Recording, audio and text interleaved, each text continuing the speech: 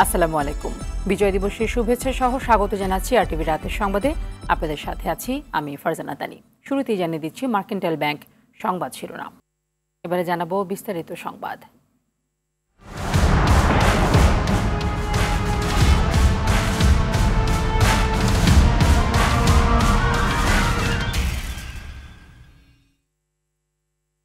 স্বাধীনতার চেতনা সমুন্নত রাখার অঙ্গীকারে মহান বিজয় দিবসে বীর শহীদদের স্মরণ করছে গোটা জাতি।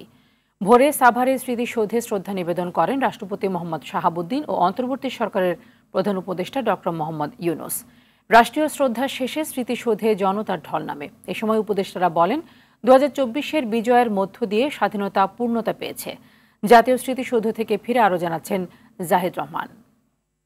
সবকটা জানালা খুলে দাও না। 2024 নতুন ভোর, পৌষের কুয়াশার চাদরে ঢাকা জাতির লড়াই সংগ্রামের প্রতীক জাতীয় স্মৃতিসৌধ। যাদের রক্তের বিনিময়ে স্বাধীন লাল সবুজের পতাকা মুক্তিযুদ্ধের শহীদদের প্রতি গভীর শ্রদ্ধা নিবেদন করেন। বেজে ওঠে বিহগলে করুণ সুর।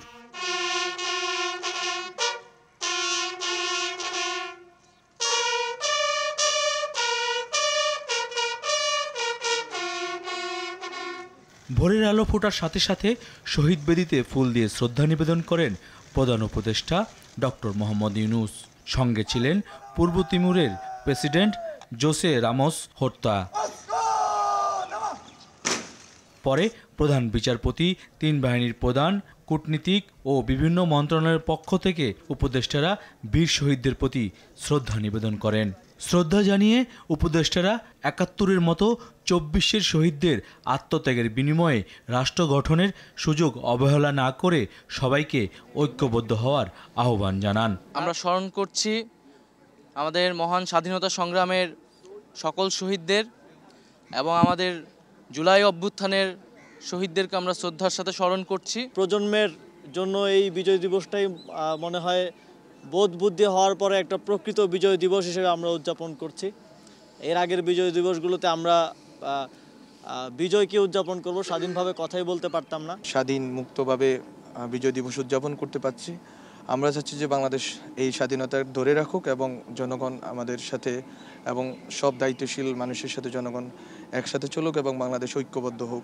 রাষ্ট্রীয় আনুষ্ঠানিকতা শেষে মূল ফটক খুলে দিলে লাখো মানুষের ঢল নামে স্মৃতিসৌধে।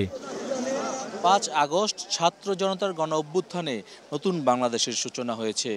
যে যাত্রা শুরু হয়েছিল 1971 সালে বৈষম্যহীন শোষণমুক্ত বাংলাদেশ গড়ার প্রত্যয় নিয়ে। নতুন যাত্রার বিজয় অম্লান থাকবে গোটা জাতির কল্যাণে। জাহিদ রহমান, আরটিভি, জাতীয় স্মৃতিসৌধ, সাভার। মহান বিজয় দিবসে শহীদদের প্রতি বিনম্র শ্রদ্ধা জানিয়েছেন সব শ্রেণী পেশার মানুষ সহ সামাজিক ও রাজনৈতিক সংগঠনের নেতাকর্মীরা। শ্রদ্ধা শেষে বিজয়ের 53 বছরের মৌলিক ও গণতান্ত্রিক অধিকার নিশ্চিত হয়নি জানিয়ে রাজনৈতিক নেতারা জুলাই আগস্ট গণহত্যার বিচার প্রক্রিয়া দ্রুত শেষ করার দাবি জানান। আরও জানাচ্ছেন বিল্লাল হোসেন।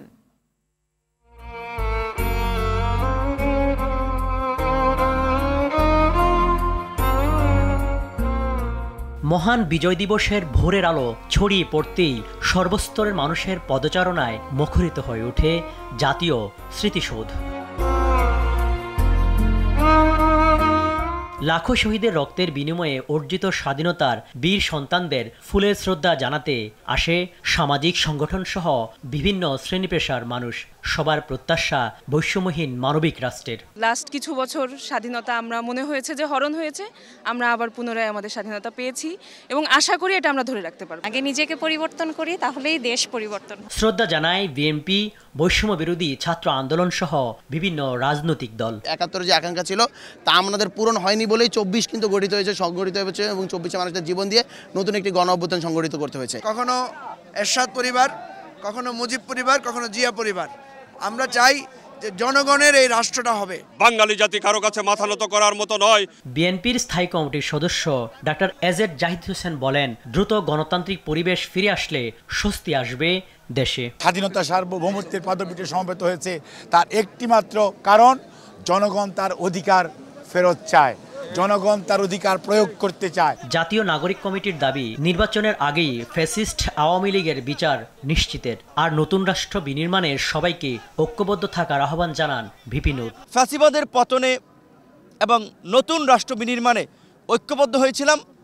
এই অন্তর্বর্তীকালীন সরকারের মাধ্যমে রাষ্ট্র সংস্কার এবং জন আকাঙ্ক্ষা রাষ্ট্র বিনির্মাণে যেন আমরা ঐক্যবদ্ধ থাকি। 90 এবং 71 থেকে শিক্ষা নিয়ে বিচারের আগে বাংলাদেশে কোনো ইলেকশন হবে না। বিজয় বরাবরই আসে জানিয়ে বঙ্গবীর কাদের সিদ্দিকী বলেন, 24-এর গণঅভ্যুত্থান দেশের একটি ঐতিহাসিক বিজয়, তা ধরে রাখতে হবে। মানুষের বিক্ষোভের কারণে বৈষম্য বিরোধী আন্দোলনের সফলতা এসেছে।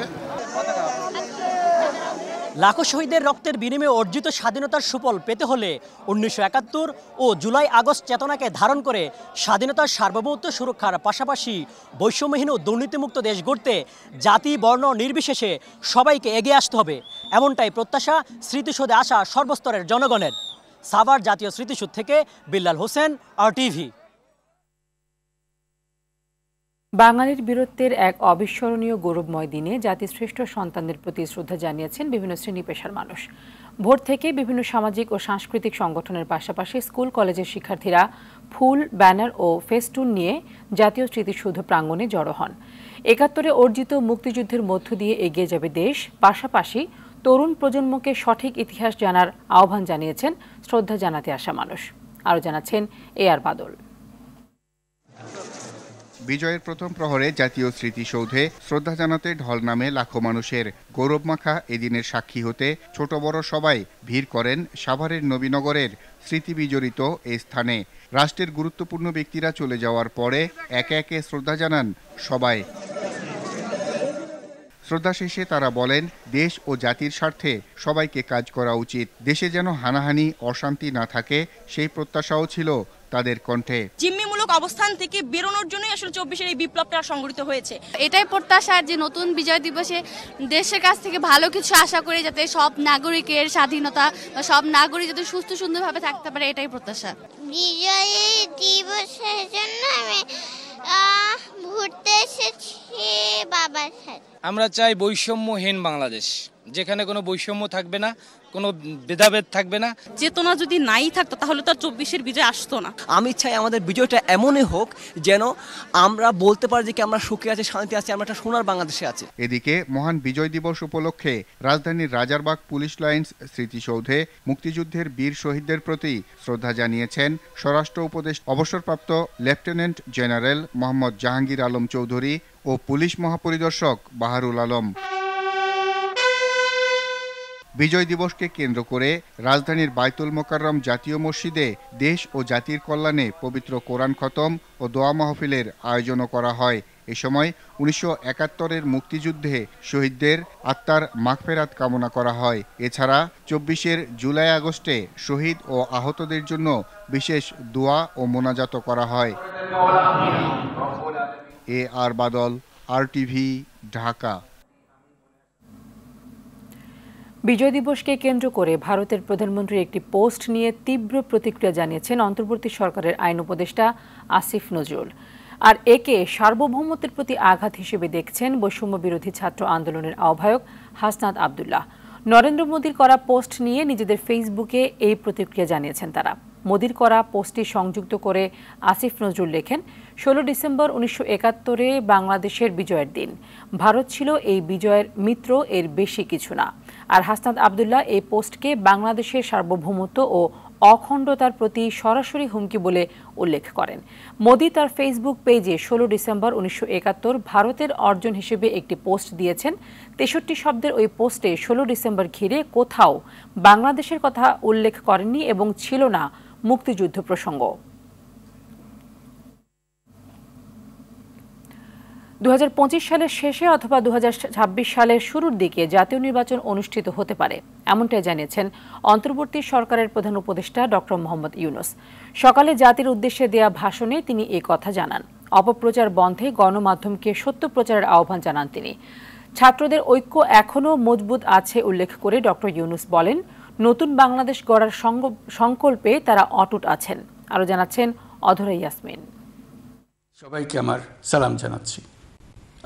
জাতির উদ্দেশ্যে ভাষণে প্রধান উপদেষ্টা ডক্টর মোহাম্মদ ইউনূস বলেন, এবছরের বিজয় দিবস মহা আনন্দের। ইউরোপীয় ইউনিয়ন বাংলাদেশের পাশে আছে জানিয়ে তিনি বলেন, অপপ্রচার সম্পর্কে ইউরোপীয় ইউনিয়নকে জানানো হয়েছে। বাংলাদেশে তাদের দূতাবাস স্থাপনের আহ্বানও করা হয়েছে বলে জানান ডক্টর মোহাম্মদ ইউনূস। এই প্রথমবারের মতো ইউরোপিয়ান ইউনিয়নের প্রায় সকল দেশের রাষ্ট্রদূতগণ একসঙ্গে ঢাকায় এসে সরকারের সঙ্গে বৈঠক করলেন। অন্তর্বর্তীকালীন সরকারের সংস্কার উদ্যোগ এবং গণতান্ত্রিক পদ্ধতিতে নির্বাচনের প্রক্রিয়ার কথা আমি তাদেরকে জানিয়েছি, সেটিতে তারা পূর্ণ সমর্থন জানিয়েছেন। প্রকল্পে বেশি ব্যয় দেখিয়ে লুট করা টাকা এখন দেশের বিরুদ্ধে ষড়যন্ত্রে ব্যবহার করা হচ্ছে বলে ভাষণে উল্লেখ করেন প্রধান উপদেষ্টা। বিশাল বিশাল প্রকল্প নেওয়া হয়েছে ঋণের টাকায়। এসব প্রকল্পের মোড়কে বিশাল বিশাল অর্থ লুটপাট করেছে। গুম লোহমর্ষক উল্লেখ করে তিনি বলেন, এখনো ভয়ে কাটছে তাদের ও তাদের পরিবারের সময়। গুম কমিশন গত পরশু তাদের প্রতিবেদনের প্রথম খণ্ড আনুষ্ঠানিকভাবে পেশ করে গেছেন।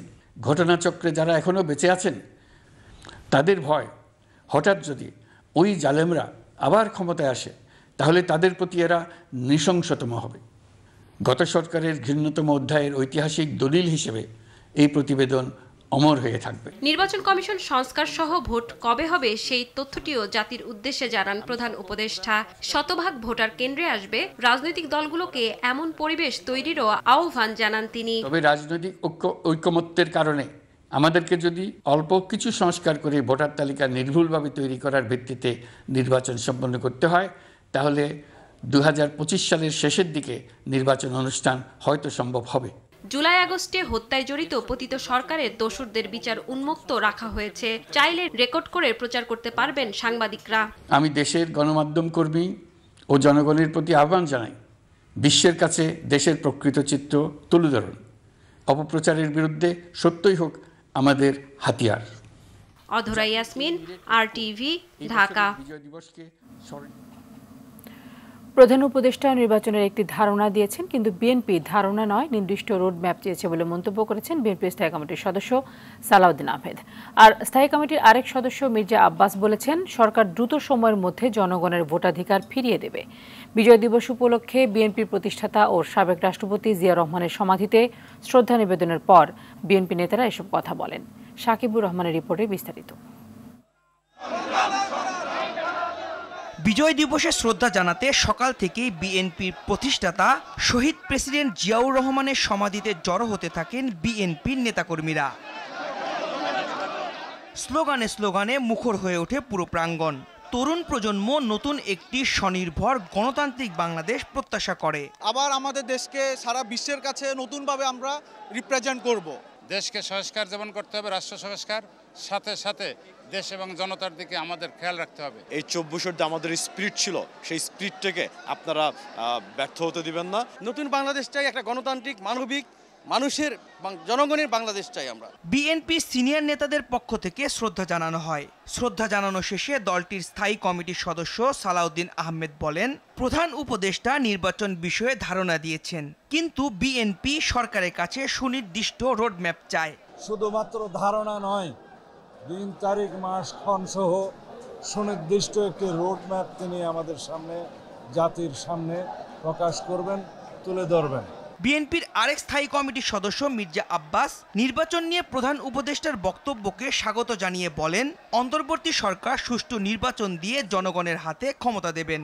সংস্কার হবে, অপেক্ষা করব, রাজি আছি, কিন্তু যুগ যুগ ধরে এইভাবে চলতে পারে না। আজকে দেশের অর্থনৈতিক অবস্থা খারাপ, আজকে তার মানুষের দ্রব্যমূল্যের ঊর্ধ্বগতিতে না বিশ্বাস রয়েছে মানুষের। যতক্ষণ পর্যন্ত নির্বাচিত সরকার না আসবে ততদিন পর্যন্ত এই সমস্যার কোনো সমাধান হবে না। বিজয় দিবসে জনগণের ঢল প্রমাণ করে দেশ স্বৈরাচার মুক্ত হয়েছে। অন্তর্বর্তী সরকার দেশের মানুষের প্রত্যাশা পূরণ করবে বলেও আশা করে BNP. Sakibur Rahman, RTV, Dhaka.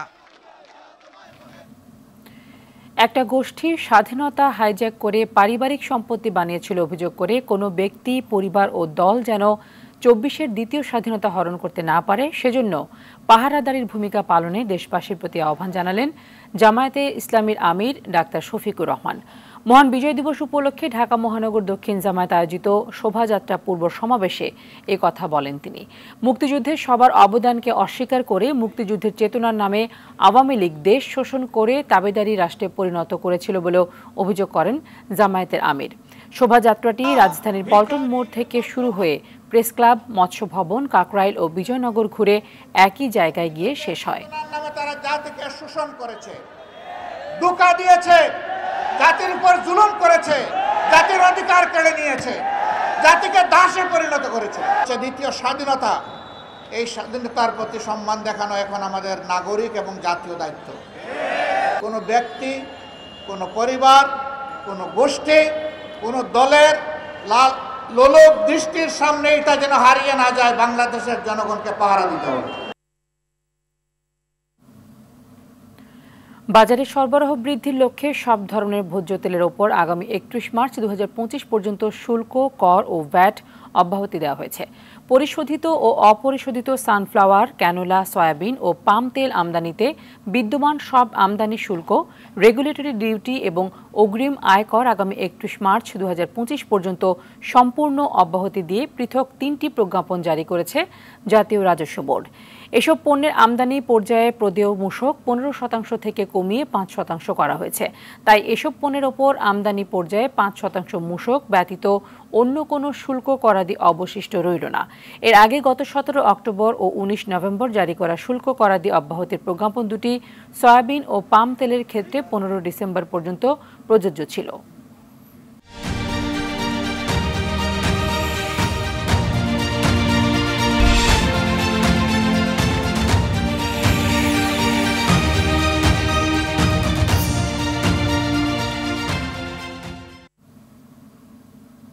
IDLC পরিবর্তনের পথে বাংলাদেশ। অন্তর্বর্তী সরকারের এই পর্যন্ত দৃশ্যমান সাফল্য শক্ত পররাষ্ট্রনীতি আর সংকট মোকাবেলা করে উন্নতির দিকে ধাবমান অর্থনীতি। বিশেষজ্ঞদের মতে দীর্ঘকালের লেজুর বৃত্তি থেকে বেরিয়ে এসে আত্মসম্মান নিয়ে মাথা উঁচু করে দাঁড়াতে শিখেছে বাংলাদেশ। নিজ স্বার্থ প্রাধান্য দিয়ে জানান দিচ্ছে শক্ত পররাষ্ট্রনীতির অবস্থান। তলানিতে পড়তে থাকা অর্থনীতিও ধীরে ধীরে চাঙা হচ্ছে। আরও জানাচ্ছেন শাকিলা করিম। ৭১ স্বাধীনতা উত্তর বাংলাদেশ পাড়ি দিয়েছে নানা উত্থান পতন। তবে গেল ২৪ বছরে দৃশ্যমান ঘটনা ছিল ভারত সীমান্তে হাজারের বেশি বিচার বহির্ভূত নিরীহ মানুষ হত্যা, দুর্বল বাণিজ্য নীতি, দুর্বল পররাষ্ট্রনীতির নজির ছিল যেন এক নতজানু বাংলাদেশ। ৫ আগস্ট বিদায় নেয় ফ্যাসিস্ট আওয়ামী সরকার। ডক্টর ইউনূসের নেতৃত্বে অন্তর্বর্তী সরকারের হাত ধরে পাল্টে যেতে থাকে দৃশ্যপট। এক ভয়াবহ ভঙ্গুর দুর্বল পররাষ্ট্রনীতি থেকে বেরিয়ে আসতে শুরু করে দেশ, চাঙ্গা হতে শুরু করেছে অর্থনীতিও। অন্তর্বর্তীকালীন সরকারের যদি দুটো সফলতা থেকে থাকে, একটা হলো তার অর্থনীতি এবং তার পররাষ্ট্রনীতি। এই রেকগনিশনটা অনেক দেশই দিতে চান না, এবং আমার মনে হয় যে পররাষ্ট্রনীতিতে এই বোধতাটা এই সরকারের আমলে হয়েছে বলে যে ধরনের বার্তা ভারত বা অন্যান্য দেশকে দেওয়া হচ্ছে, আমার মনে হয় এটা খুব জরুরি ছিল। যে পরিশীলিত অবস্থান করেছে ইউনূস সরকার, ভবিষ্যৎ নির্বাচিত সরকারকে সেই পথ অনুসরণ করতে পরামর্শ দেন এই বিশ্লেষক। ভবিষ্যতে যারাই বাংলাদেশের নেতৃত্বে আসেন এটাকে কন্টিনিউ করবেন, এবং এটাকে কন্টিনিউ না করা হলে বাংলাদেশের জাতীয় স্বার্থ, বাংলাদেশের অভ্যন্তরীণ নিরাপত্তা এবং বাংলাদেশের আন্তর্জাতিক বাণিজ্যের ক্ষেত্রে বিভিন্ন রকমের প্রতিকূলতার সম্মুখীন আমাদেরকে হতে হবে। সুতরাং বাংলাদেশের এই মুহূর্তে উচিত হবে যে যতটা শক্ত স্পষ্টভাবে তার যে ফরেন পলিসি ন্যারেটিভ, কমিউনিকেশন, সেগুলিকে টিকিয়ে রাখা, এবং সকল পলিটিক্যাল পার্টির উচিত হবে সেটাকে কন্টিনিউ করা। হাসিনা সরকারের আমলে যুক্তরাষ্ট্রের সাথে সম্পর্কের ধ্বংসাবশেষের ওপর ধীরে ধীরে বইতে শুরু করেছে সুবাতাস। অন্তর্বর্তী সরকার ক্ষমতায় আসবার পরে দুই দেশের সম্পর্কের একটু গতি সঞ্চারিত হয়েছে, এটা সত্যি কথা। বর্তমান সরকারের যে সংস্কার কর্মসূচি আছে, সেই কর্মসূচির প্রতি কিন্তু মার্কিন যুক্তরাষ্ট্র বেশ জোরালো সমর্থন দিচ্ছে। একই সাথে এই সরকারটার আন্তর্জাতিকভাবে গ্রহণযোগ্যতা বাড়াবার জন্য যে কূটনৈতিক সমর্থন দরকার, সেটাও কিন্তু তারা মোটামুটি যোগাচ্ছে। সুন্দর এই ধারা অব্যাহত রেখে রাষ্ট্র সংস্কার ও নির্বাচনের মধ্য দিয়ে গণতান্ত্রিক প্রক্রিয়ায় ফিরবে বাংলাদেশ, এমনটাই আশা সচেতন মহলের। শাকিলা করিম, RTV, ঢাকা। মহান বিজয় দিবস ও ভ্যাট সপ্তাহ উপলক্ষে আলোচনা সভা অনুষ্ঠিত হয়েছে। দুপুরে রাজধানীর মিরপুরে মাসুদুর রহমানের সভাপতিত্বে প্রধান অতিথি হিসেবে উপস্থিত ছিলেন হাতিল গ্রুপের পরিচালক মাহফুজুর রহমান। এ সময় তিনি বলেন, একজন দক্ষ ভ্যাট পেশাজীবী পারে সঠিক ভ্যাট ব্যবস্থাপনার মাধ্যমে ব্যবসায়ের উন্নয়ন, সরকারের সঠিক ভ্যাট প্রাপ্তির নিশ্চয়তা প্রদান করতে। সেই লক্ষ্যেই দ্য রিয়েল কনসালটেশন ও ভ্যাট বন্ধু বিগত 5 বছর ধরে কাজ করে যাচ্ছে।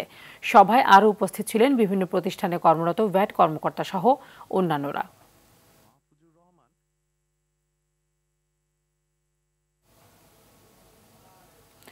উদ্যোক্তা ও বিনিয়োগকারীদের মধ্যে সমন্বয় ঘটাতে রাজধানীর একটি রেস্টুরেন্টে প্রথমবারের মতো হয়ে গেল নেটওয়ার্কিং ইভেন্ট নামের এক মিলন মেলার।